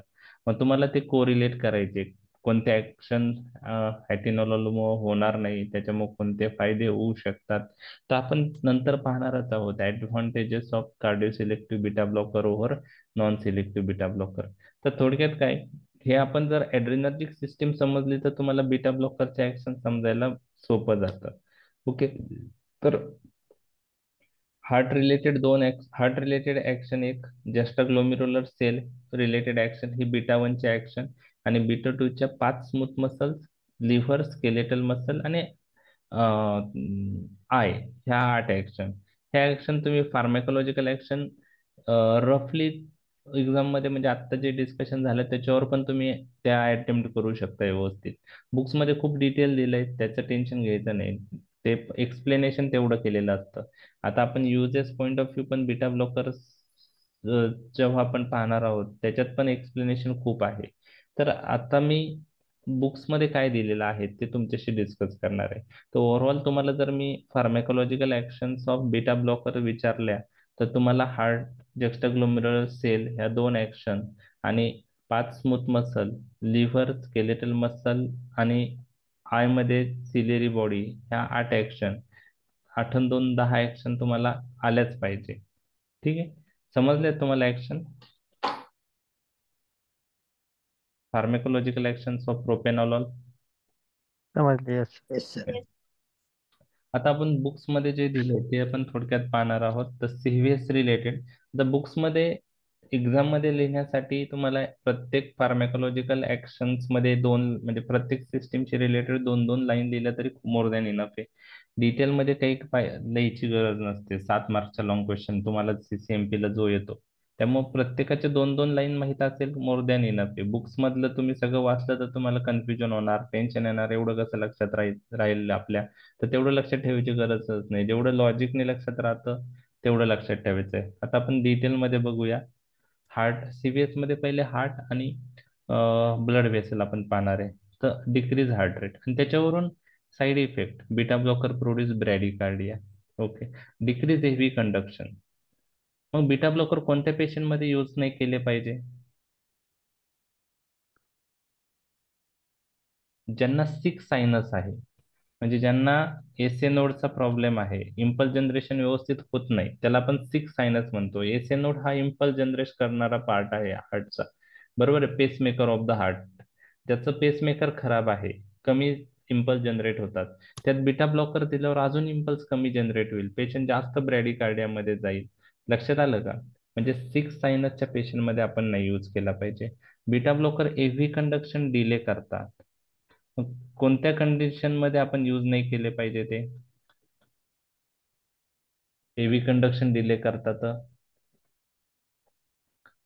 काही पेशंटला heart block असतो. हार्ट ब्लॉक म्हणजे first degree heart block, second, हे म्हणजे ब्लड वेसलचा ब्लॉक नाही म्हणत आहे मी. हार्ट ब्लॉक म्हणजे कसं की एव्ही नोड पासून जे इम्पल्स पासून व्हेंट्रिकल कडे जात आहेत एव्ही नोड थ्रू, तर ते काही इम्पल्स काही पॅथॉलॉजिकल कंडिशनमुळे व्यवस्थित जात नाही, त्याला एव्ही ब्लॉक म्हणतो आपण. First degree एव्ही block, second degree एव्ही block. CHB मध्ये होतं ना, हा, CHB.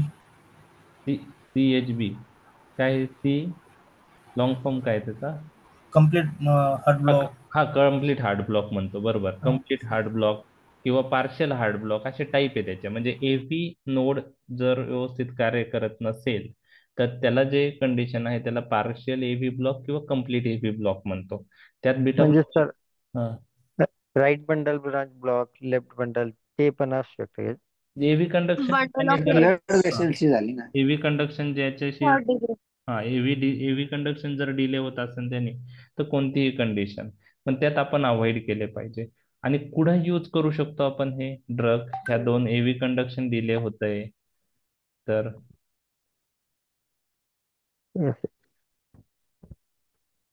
Atrial fibrillation, atrial Flutter, त्यामध्ये ॲट्रियामधून सगळे सिग्नल व्हेंट्रिकलकडे नाही गेले पाहिजे.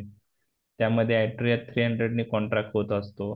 सगळे सिग्नल व्हेंट्रिकलकडे गेले तर व्हेंट्रिकलर फिब्रिलेशन होऊ शकतं आणि मग पेशंट डिटोरिएट होऊ शकतो. मग आपल्याला एव्ही ब्लॉक यूज केले आपण, ड्रग जे एव्ही ब्लॉक करताय त्या ॲट्रिया मधून इम्पल्सेस व्हेंट्रिकलकडे जाणार नाही, मग ॲरेथमियात आपण हे करू शकतो. तर फार्मेकोलॉजिकल ऍक्शनवरून साईड इफेक्ट पण लक्षात ठेवता येतात आणि युजेस पण लक्षात ठेवता येतात. तर decrease heart rate, decrease AV conduction, automaticity is reduce. आपण ॲड्रेनालिनचं काय पाहिलं होतं? ॲड्रेनालिन ऑटोमॅसिटी इन्क्रीज करत होता, म्हणजे पेसमेकर मधून इम्पल्स जनरेट होत होते, परंतु जे लॅटेंट पेसमेकर आहे ॲड्रेनालिन ते पण ऍक्टिव्हेट करत होता. त्याच्यामुळं ॲरिथमियाची रिस्क ॲड्रेनालिन बरोबर आहे. बीटा ब्लॉकर ऑटोमॅसिटी रिड्यूस करतात, त्याच्यामुळे ॲरेथमियामध्ये बीटा ब्लॉकरचा रोल आहे. एव्ही कंडक्शन डिले करणं, ऑटोमॅसिटी रिड्यूस करणं, त्यामुळे ॲरेथमियामध्ये आपण बीटा ब्लॉकर यूज करू शकतो. त्यांना डायरेक्ट कार्डिओ डिप्रेसंट ऍक्शन पण आहे, मेम्ब्रेन स्टॅबिलायझिंग ऍक्शन पण आहे ऍडिशनल, आणि एव्ही कंडक्शन डिले करणारी ऍक्शन पण आहे. बरोबर आहे. तर ओव्हरऑल ॲरेथमियामध्ये बीटा ब्लॉकरचा रोल आहे. कसा आहे ते मी नंतर सांगणारच आहे. तर हे फार्मॅकोलॉजिकल ऍक्शन म्हणून तुम्हाला यूज लक्षात आला. त्यानंतर तिसरी ऍक्शन आपण पाहिलेली आहे बीटा ब्लॉकरची, हार्ट रिलेटेड. हार्ट रेट कमी होणं, एव्ही कंडक्शन कमी होणं, कॉन्ट्रॅक्शन ऑफ द हार्ट कमी होणं आणि त्याच्यामुळे कॉर्डॅक आउटपुट कमी होणं. सिम्पॅथेटिक ओव्हर ऍक्टिव्हिटीमुळे जर कॉन्ट्रॅक्शन वाढलेलं असेल, कार्डियाक आउटपुट वाढलेलं असेल, तर बीटा ब्लॉकर दिल्यावर ते चांगल्या प्रकारे कमी होईल, कारण beta blocker sympathetic activity block करतात. तर थोडक्यात हार्टवर पॉझिटिव्ह क्रोनोट्रॉपिक इफेक्ट आहे, म्हणजे heart rate, sorry, negative chronotropic effect आहे म्हणजे हार्ट रेट कमी होणं, निगेटिव्ह ड्रोमोट्रॉपिक इफेक्ट आहे म्हणजे एव्ही कंडक्शन डिले होणं, आणि निगेटिव्ह आयनोट्रॉपिक इफेक्ट आहे म्हणजे कॉन्ट्रॅक्शन ऑफ द हार्ट कमी होणं आणि त्यामुळे कार्डियाक आउटपुट कमी होतो. ओके, तर आपण ते पाहिलेलं आहे. तर ही जी लाईन जरी लिहिली तुम्ही आत्ता जी मी डिस्कस केली, मोर दॅन इनफ आहे. ओके, ठीक.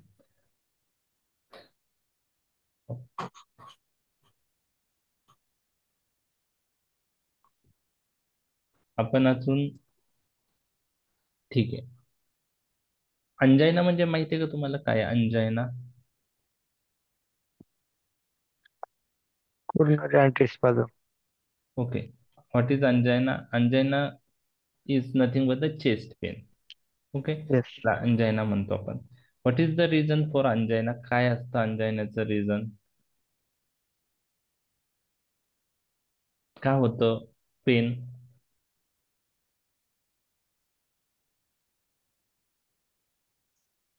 करोनरी ब्लड सप्लाय कमी होतो. Yes, very good. Coronary blood supply कमी होतो.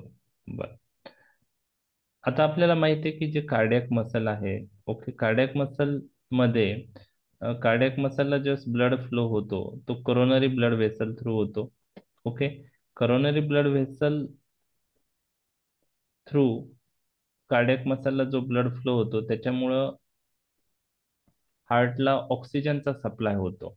बरोबर आहे, ठीक आहे. तर O2 सप्लाय कशावर डिपेंड आहे? Coronary blood flow. ओके, तर what is O two supply O two demand ते मी तुमच्याशी डिस्कस करत आहे. ऍक्च्युली सीबीएस मध्ये आपण हे डिटेलमध्ये पाहणार आहोत. ओके, ठीक. आता when there is imbalance between O2 demand आणि O2 supply, then there is a ischemic pain किंवा there is a pain.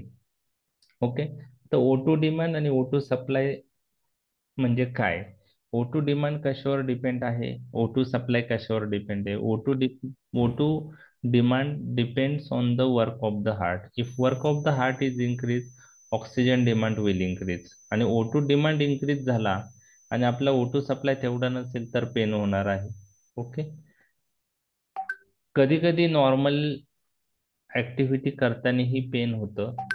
त्यावेळेस O2 डिमांड वाढलेलं नसतं हार्टचं, म्हणजे वर्क ऑफ द हार्ट वाढलेलं नसतं, O2 डिमांड वाढलेलं नसतं, परंतु O2 सप्लाय कमी झालेला असतो ड्यू टू ब्लॉकेज.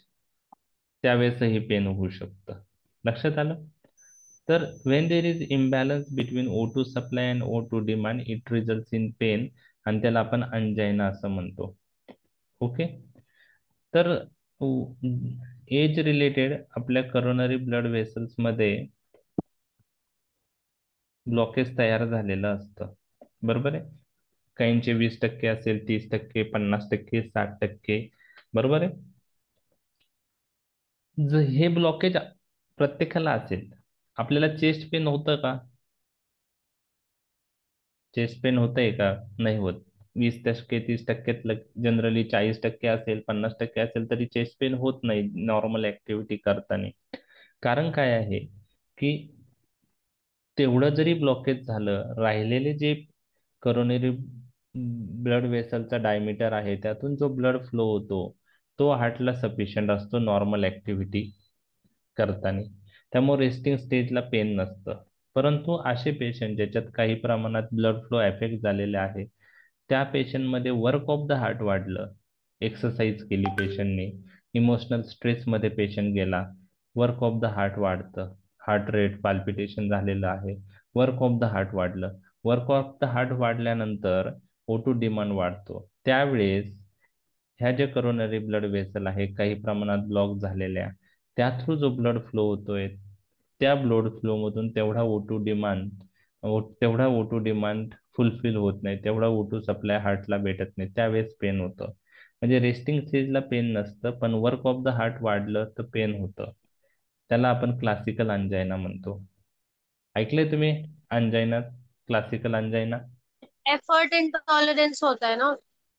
क्या? Due to effort intolerance. Effort intolerance due to increase work of the heart.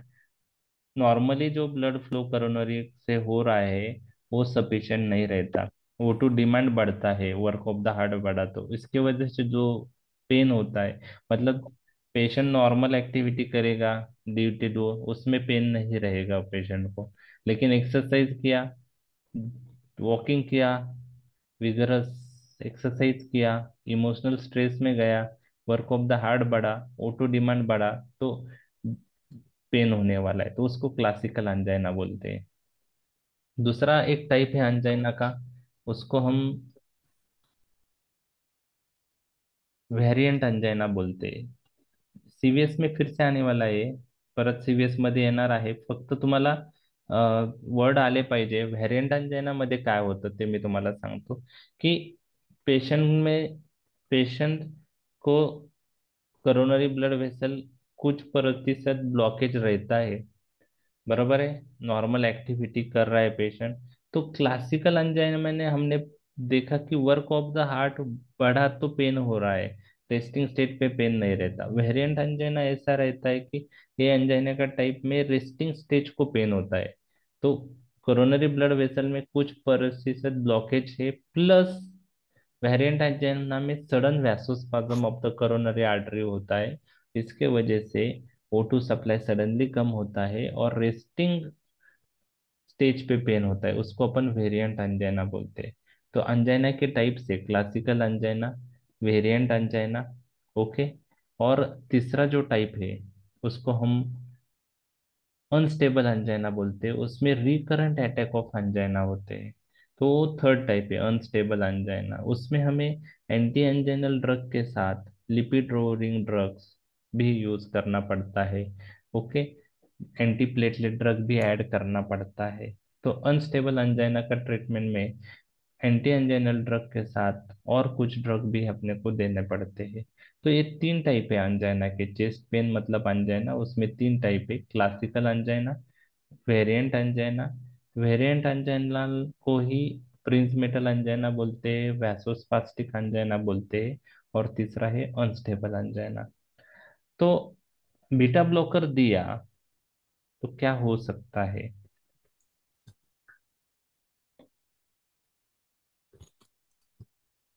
Coronary relaxation आहे.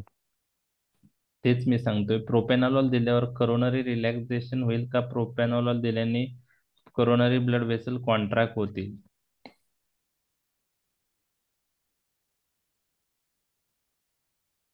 बीटा टू ब्लॉकिंग प्रॉपर्टीमुळे काय होईल? वॅसोडायलिटेशन होईल का वॅसो कॉन्स्ट्रिक्शन? वॅसोडायलिटेशन. वेंसोडायल व्हॅझो कॉन्स्ट्रिक्शन होईल. तेच. नाही प्रॉपर हा कॉन्स्ट्रिक्शन होईल. सॉरी. हा बीटा ब्लॉकर आहे ना त्या. हो. तर बीटा ब्लॉकर व्हॅसोडायलेटेशन करत नाही, हे तुम्हाला लक्षात ठेवायचं येस आहे. येस. ते व्हॅसो कॉन्स्ट्रिक्शन करतो. कॉन्स्ट्रिक्शन करेल. तुम्हाला आता असं वाटलं की अंजायनात यूज करतात बीटा ब्लॉकर मग व्हॅसोडायलेटेशन होईल, तसं नाहीये. तर प्रोपेनॉलॉल व्हॅसो कॉन्स्ट्रिक्शन करेल. कॉन्स्ट्रिक्शन करेल. ओके, तर ठीक आहे. म्हणजे आता मी तुम्हाला जर विचारलं प्रोपेनॉलॉल दिल्याने काय होणार हा? आता ओ टू सप्लाय आणि ओ टू डिमांड. ओके, आता आपल्याला अंजायनाचं पेशंट ट्रीट करायचा असेल, ओके, तर आपल्याला ओ टू सप्लाय काय केला पाहिजे? Sir increase. नाइट्रोग्लिसरीन देंगे। नहीं देंगे, वो तो देंगे, नाइट्रोग्लिसरीन देंगे, लेकिन अभी प्रोपेनोलॉल मतलब वो नाइट्रोग्लिसरीन ड्रग ऑफ चॉइस है, लेकिन अभी अपने को O2 सप्लाई O2 डिमांड में जो इम्बैलेंस है, एक तो O2 डिमांड बढ़ने की वजह से अंजाइना होता है, नहीं तो O2 सप्लाई कम होने से अंजाइना होता है। तो हमें ट्रीट करना है तो उल्टा करना पड़ेगा, O2 सप्लाई क्या करना पड़ेगा? बढ़ाना पड़ेगा, और बड़ा O2 डिमांड क्या करना पड़ेगा? कम करना पड़ेगा. ओके, अभी O2 सप्लाई बढ़ाना है तो कोरोनरी वैसोडाइलेटेशन वाले ड्रग देंगे कि वैसो कॉन्स्ट्रिक्शन वाले? कॉन्स्ट्रिक्शन. वॅसोडायलिटेशन वाले. वैसोडाइलेटेशन, कोरोनरी ब्लड फ्लो बढ़ाना है तो वैसोडाइलेटेशन प्रॉपर्टी वाले ड्रग देंगे। और ऑक्सीजन डिमांड हार्ट का कम करना है तो हार्ट का वर्क कम करना पड़ेगा। Heart yes. का वर्क कम करना है तो अपने को हार्ट रेट कम करना है, एवी कंडक्शन स्लो करना है, कॉन्ट्रैक्शन ऑफ द हार्ट कम करना है। तो ऐसे ड्रग देंगे जो कार्डियो डिप्रेसेंट है, और कार्डियो डिप्रेशन प्रॉपर्टी की वजह से ऑक्सीजन डिमांड क्या होगा फिर? कम हो. कम होगा। अभी मुझे आप बोलो कि प्रोपेनोलॉल देने से ऑक्सीजन डिमांड और O2 सप्लाई में क्या हो सकता है? ऑक्सीजन डिमांड कम होगा कि बढ़ेगा प्रोपेनोलॉल से? ऑक्सीजन डिमांड कम होगा. ऑक्सीजन डिमांड कम होगा. कम होगा, क्योंकि प्रोपेनोलॉल हार्ट रेट कम कर रहा है, एवी कंडक्शन कम कर रहा है, कॉन्ट्रैक्शन ऑफ द हार्ट कम कर रहा है, तो O2 demand, work of the heart कम होगा, ऑक्सीजन डिमांड कम होगा। लेकिन O2 सप्लाई पे क्या एक्शन होगा? नहीं प्रोपेनोल होगा. O2 सप्लाई बढ़ाएगा कि कम करेगा? प्रोपेनोलॉल वैसो कॉन्स्ट्रिक्शन करता है कि वैसोडाइलेटेशन? वॅसोडायलिटेशन. वैसो सर अभी तो आपने बोला था डायलिटेशन नहीं करता है। तो नहीं करता है, तो वही बोल रहा है, वायलिटेशन नहीं वैसो करता है तो वैसो के वो वैसो कॉन्स्ट्रिक्शन करता है तो प्रोपेनल से O2 सप्लाई बढ़ेगा कि कम होगा? वो कम कम होगा. वो कम होगा। कम कम होगा. सो दैट इज बेनिफिशियल और हार्मफुल? हार्मफुल. हार्मफुल। हार्मफुल. तो अभी ऐसा याद रखना है, तो एक जो है प्रोपेनोलॉल ऑक्सीजन डिमांड कम कर रहा है, ठीक है, और O2 सप्लाई भी कम कर रहा है। लेकिन अभी ऑक्सीजन डिमांड कम करेगा, वर्क ऑफ द हार्ट कम करके ऑक्सीजन डिमांड करेगा, कम करेगा, तो अंजाइना का पेशेंट में अच्छा है, बराबर है। लेकिन वैसो कॉन्स्ट्रिक्शन के वजह से, बराबर है, O2 सप्लाई कम हो रहा है, वो बेनिफिशियल नहीं है अंजाइना के पेशेंट में, बराबर है, ठीक है। अभी इसमें आपको याद रखना है दोनों में, अभी इसमें दोनों में उसका ज्यादा एक्शन कौन सा है। तो वो O2 डिमांड ज्यादा कम करता है। O2 सप्लाई तो कम करता है लेकिन O2 डिमांड ज्यादा कम ज्यादा। करता है। तो इसके वजह से O2 सप्लाई भी कम किया उसने, तभी भी O2 डिमांड वो ज्यादा कम करता है। तो जो बेनिफिशियल एक्शन है वो ज्यादा है उसका, हार्मफुल एक्शन हो रहा है उसके उसके वजह से, लेकिन वो कम है, ज्यादा एक्शन बेनिफिशियल है। इसीलिए हम O2 supply O2 demand status देखेंगे प्रोपेनोलॉल स्टार्ट करने के बाद। तो there is improvement in O2 supply O2 demand status, क्योंकि O2 डिमांड बहुत कम कर देता है वो। तो O2 सप्लाई थोड़ा कम हुआ तभी भी कॉम्पेंसेट हो जाता है। तो वो याद रखना है आपको। ठीक है। तो थोड़ा कंफ्यूजिंग है, मतलब प्रोपेनोलॉल जो है, अभी क्लासिकल अंजाइना में हम दे सकते हैं क्या प्रोपेनोलॉल?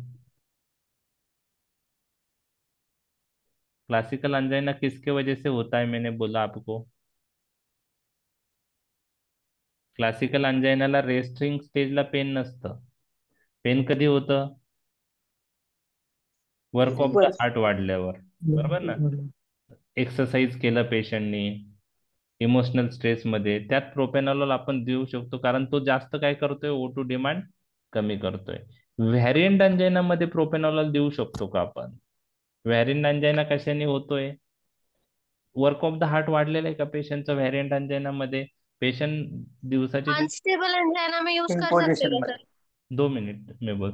हाँ, पहले अपना वेरिएंट अंजाइना के बारे में डिस्कस करते हैं। वेरिएंट अंजाइना में हम प्रोपेनोलॉल देते नहीं है। क्यों नहीं देते हैं? Variant angina vaso sudden vaso constriction के वजह से होता है, मतलब O2 डिमांड उसमें बढ़ा नहीं रहता। बराबर है। वर्क ऑफ द हार्ट बढ़ा नहीं रहता, पेशेंट डेली एक्टिविटी करते रहते हैं, लेकिन चेस्ट पेन होता है तो उसमें सडन वैसो कॉन्स्ट्रिक्शन होता है।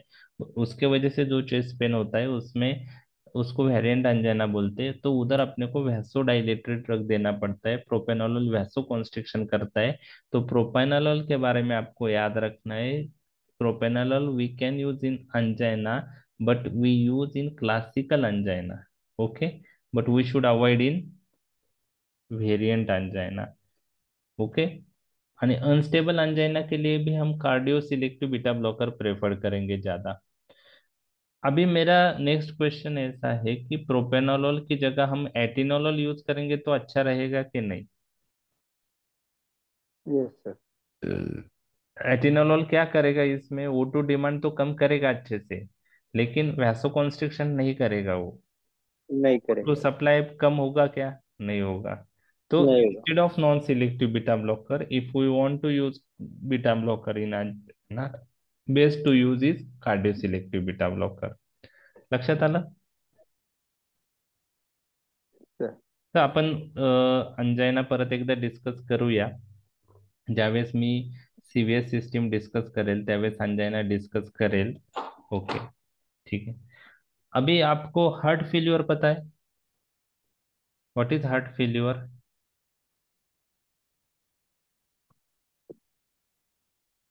टोटल आउटपुट कम Inability होना। of the heart to meet the needs of okay. the body.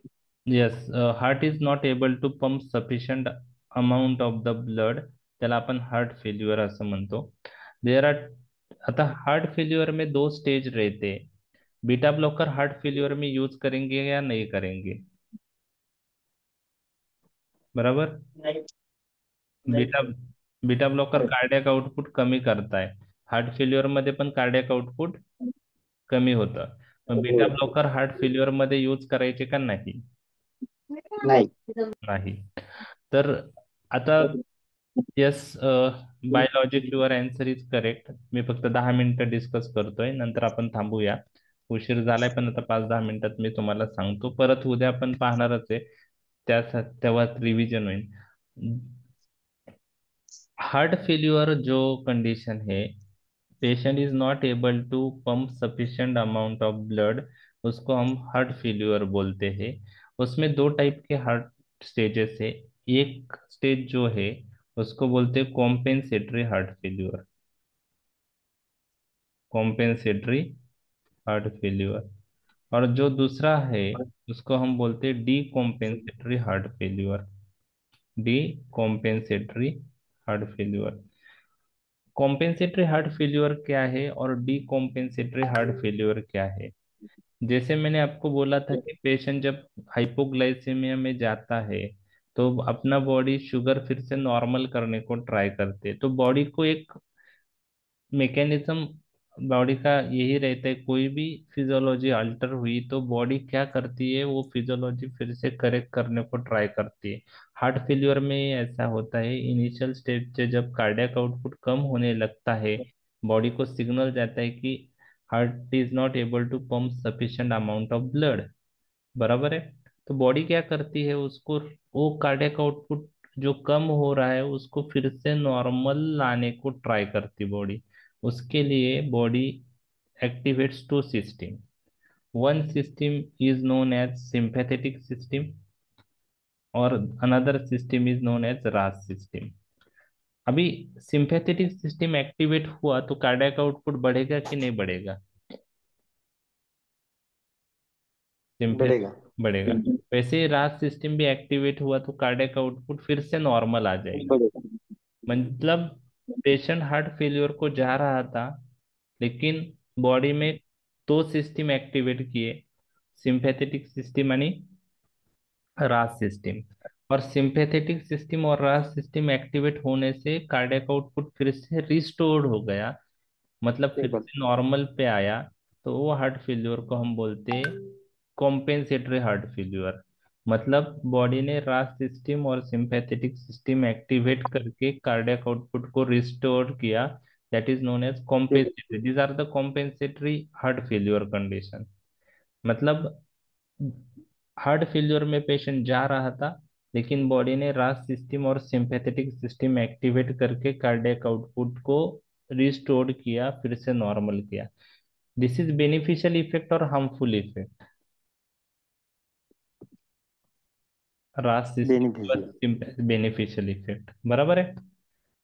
अभी इसके साथ सिंपैथेटिक और रास सिस्टम एक्टिवेट होने से कार्डियक आउटपुट रिस्टोर होने के बाद, मतलब कार्डियक आउटपुट रिस्टोर हुआ, that is beneficial effect. But उसके साथ कुछ हार्मफुल इफेक्ट भी हार्ट पे होते हैं सिंपैथेटिक एंड रास सिस्टम ओव्हर ऍक्टिव्ह रहने के वजह से। काय काय होतं त्याच्यामध्ये तुम्हाला सांगतो मी।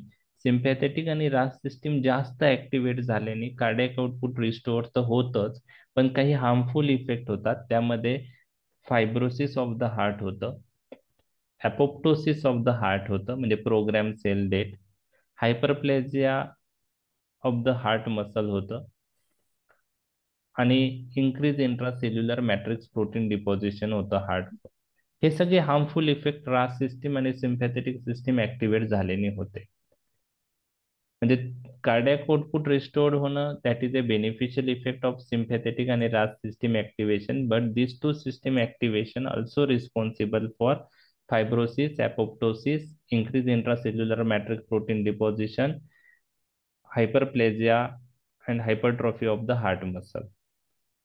तर ह्या सगळ्या हार्मफुल इफेक्टला एक नाव दिलंय, त्याला म्हणलेलं आहे pathological remodeling of the heart.